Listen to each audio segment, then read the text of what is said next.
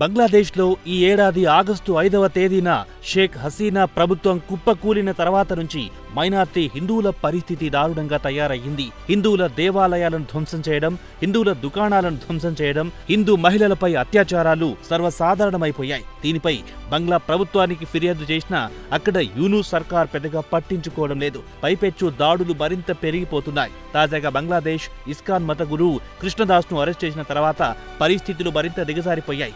ఆయనకు బెయిల్ ఇవ్వడానికి కోర్టు నిరాకరించింది. అదే సమయంలో బంగ్లాదేశ్లో ఆయన తరపున వాదిస్తున్న న్యాయవాదిని చితికబాదడంతో ఆయన చావు బ్రతుకుల మధ్య ఆసుపత్రిలో ఐసీయూలో చికిత్స పొందుతున్నారు. ఆయన తరపున ఒక్కరంటే ఒక్కరు వాదించడానికి బంగ్లాదేశ్లో న్యాయవాది లేకుండా పోయారంటే హిందువులకు ఎలాంటి న్యాయం జరుగుతుందో తేలికగా ఊహించుకోవచ్చు.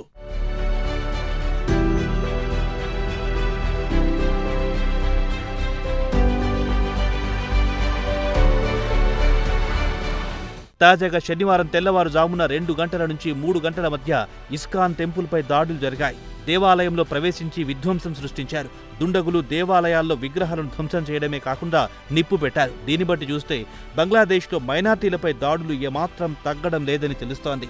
శనివారం తెల్లవారుజామున తమ సెంటర్తో పాటు దేవాలయానికి గుర్తు తెలియని వ్యక్తులు నిప్పు పెట్టారని, ఇది తమకు తీవ్ర ఆవేదన కలిగిస్తోందని కోల్కతాలోని ఇస్కాన్ అధికార ప్రతినిధి రాధా రమన్ దాస్ చెప్పారు. బంగ్లాదేశ్లోని మరో ఇస్కాన్ సెంటర్లోని హిందూ దేవతలు శ్రీ శ్రీ శ్రీ లక్ష్మీనారాయణతో పాటు దేవాలయంలోని ఇతర వస్తువులను ధ్వంసం చేయడంతో పాటు కాల్ చేశారు. ఇది ఢాకాలోని నామ్హట్టా సంఘం కింద ఉందని రాధా రమన్ దాస్ ఎక్స్లో పోస్ట్ చేశారు.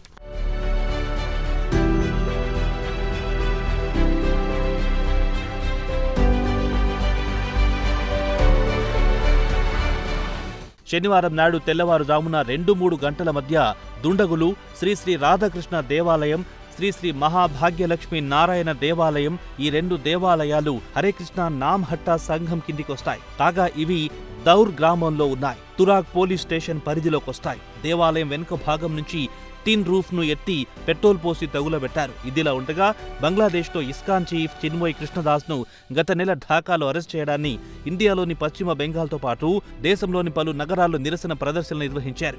కాగా జాతీయ జెండాను దాస్ అవమానపరిచారని పోలీసులు కేసు నమోదు చేశారు. కాగా బంగ్లాదేశ్లో హిందువులపై జరుగుతున్న దాడుల గురించి కృష్ణదాస్ పెద్ద ఎత్తున నిరసన ప్రదర్శనలు నిర్వహించడం బంగ్లా పాలకులకు కంటగింపుగా మారింది.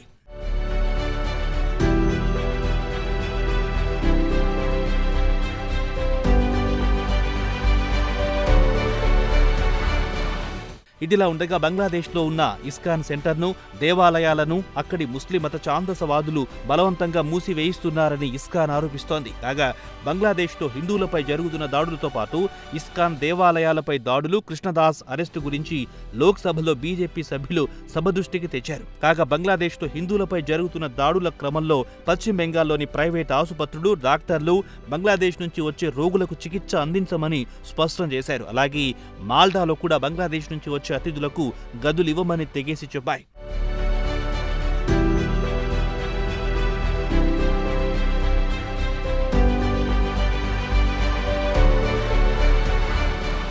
ఇదిలా ఉండగా బంగ్లాదేశ్లో జరుగుతున్న పరిణామాలపై బీఎస్పీ చీఫ్ మాయావతి కూడా స్పందించారు. గతంలో కాంగ్రెస్ ప్రభుత్వం చేసిన తప్పుడు నిర్ణయాల వల్ల ప్రస్తుతం బంగ్లాదేశ్లో హిందువులు ఇబ్బందుల పాలవుతున్నారన్నారు. ప్రస్తుతం బంగ్లాదేశ్లో జరుగుతున్న హింసలో ప్రధానంగా దళితులు, ఇతర బలహీన వర్గాలు నష్టపోతున్నాయన్నారు.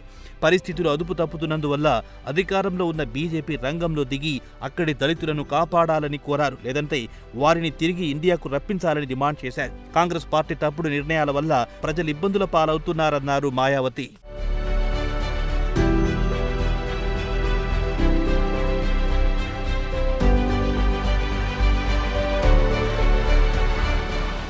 ఇక ఇరు దేశాల మధ్య ఉద్రిక్తతలు పెరిగిపోతున్న నేపథ్యంలో భారత విదేశాంగ కార్యదర్శి విక్రమ్ మిస్త్రీ ఈ నెల 9న ఢాకా వెళ్లనున్నారు. అక్కడ బంగ్లా విదేశీ కార్యదర్శితో భేటీ అవుతారు. ప్రస్తుతం ఇరు దేశాల మధ్య తీవ్రమైన ఉద్రిక్త పరిస్థితుల నేపథ్యంలో విదేశాంగ కార్యదర్శులు సమావేశం కావడం ప్రాధాన్యత సంతరించుకుంది. ఇరు దేశాల మధ్య ఉద్రిక్తతల కారణంగా ఇరు దేశాల మధ్య వాణిజ్యం నిలిచిపోయింది. మరి ఇరు దేశాల కార్యదర్శుల సమావేశం తర్వాత అయినా పరిస్థితుల్లో మార్పు వస్తుందా రాదా వేచి చూడాల్సిందే.